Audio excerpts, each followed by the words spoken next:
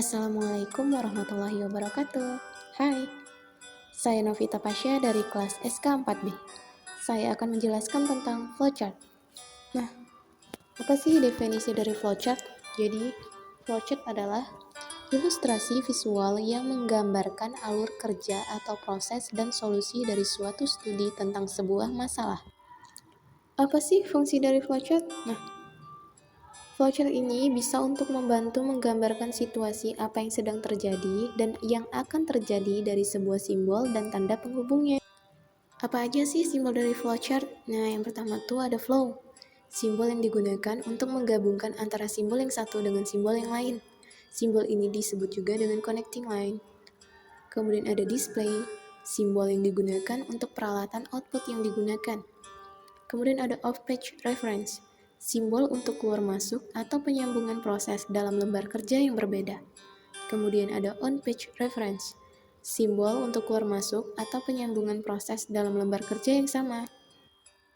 Kemudian ada input-output, simbol yang digunakan untuk input atau output tanpa tergantung peralatan. Kemudian ada decision, simbol yang digunakan untuk menunjukkan kondisi tertentu yang menghasilkan kemungkinan dua jawaban, ya atau tidak. Kemudian ada proses, simbol yang digunakan untuk menunjukkan suatu proses yang dilakukan komputer. Kemudian ada terminator, simbol yang digunakan untuk awal atau akhir suatu program. Berikutnya ada dokumen, yaitu simbol yang digunakan untuk input berasal dari dokumen dalam bentuk fisik atau output yang perlu dicetak. Kemudian ada manual operation, simbol yang digunakan untuk menyatakan suatu proses yang tidak dilakukan oleh komputer.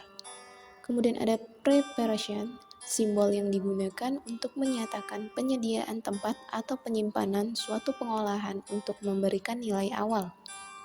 Kemudian ada predefined process, simbol untuk pelaksanaan suatu bagian atau prosedur. Contoh flowchart alur login pada aplikasi Shopee. Yang pertama tuh, kamu bisa login dengan akun dan password. Nah, juga bisa login dengan nomor HP. Kalau kamu mau login dengan akun dan password, kamu tinggal masukin aja akun dan password kamu. Kemudian, itu bakalan diproses dan ada dua kondisi di mana jika ya, maka sukses login. Jika tidak, kamu akan kembali lagi ke halaman login pertama tadi. Kalau sudah sukses loginnya, kamu akan dibawa ke homepage. Nah, kalau login dengan nomor HP, kamu tinggal masukin aja nomor HP kamu, kemudian kamu dapetin kode verifikasinya. Nah, kamu masukin kode yang kamu dapetin tadi. Nah, di sini akan diproses dan ada dua kondisi juga. Kalau tidak atau salah yang kamu masukin kodenya, kamu akan kembali ke halaman login. Kalau kamu sukses loginnya, kamu akan dibawa ke homepage. Nah, sekian dari penjelasan yang aku jelasin. Semoga bermanfaat. Terima kasih. Assalamualaikum warahmatullahi wabarakatuh.